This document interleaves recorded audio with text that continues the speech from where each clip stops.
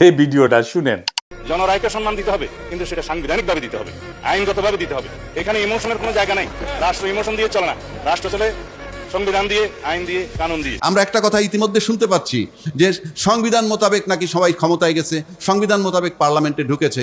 আমি একটা সিম্পল প্রশ্ন রেখে যাই, রাষ্ট্রপতি যে ভাষণটা দিলেন, উনি 17 মাস পরে যে একটা নির্বাচন হলো সংসদ ভেঙে যাওয়ার পর, ওনার তো একটু ব্যাখ্যা দেওয়া উচিত ছিল যে 17 মাস পরে আমরা কেন করলাম, এবং 17 মাস পরেও কি আমরা সংবিধানের মধ্যে ছিলাম কিনা, এই ব্যাখ্যাটা দেওয়া উচিত ছিল। 2 নম্বর, একজন স্পিকার আমরা খুঁজে পাইনি। সেই স্পিকার, ওনার লাস্ট স্টেশন ছিল সেনানিবাস, যেখানে উনি আশ্রয় নিয়েছিলেন। এই বর্তমান সরকার ক্ষমতা আসার পর তার অনেক দায়িত্বশীল কাজ করেছেন।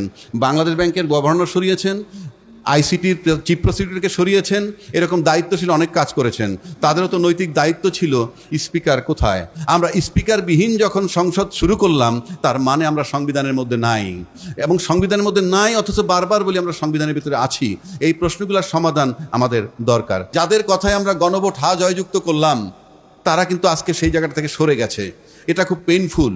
তো এ ধরনের চিন্তাভাবনা থেকে আমাদের সরে আসা উচিত। এবং জুলাই যোদ্ধা যারা ছিল, বিশেষ করে অনেকেই গুলিয়ে ফেলেন জুলাই যোদ্ধার কথা বললে 71 নাকি বিসর্জন দেওয়া হয়। আমি বুঝতে পারি না কারণটা কি। সবাই 72-এর সংবিধান নিয়ে কথা বলে। আচ্ছা, 72-এর সংবিধান তো 17 বার অ্যামেন্ডেড হয়েছে এবং 2016 সালে সর্বশেষ সংশোধিত হয়েছে। তাহলে এটা কি 2016 সালের সংবিধান নাকি 72-এর সংবিধান? সংবিধান যখনই সংশোধন হোক, সে 72-এর সংবিধানই থাকবে। আজকেও যদি সংশোধিত হয়, সে 72-এর সংবিধানই থাকবে। সুতরাং এই যে ভেগ টার্মগুলা বলে, এটা আমাদের কাছে বেদনাদায়ক। এবং সবসময় সংবিধান সংশোধন হইতে হবে, এবং এই সংবিধান যদি সংশোধন না করে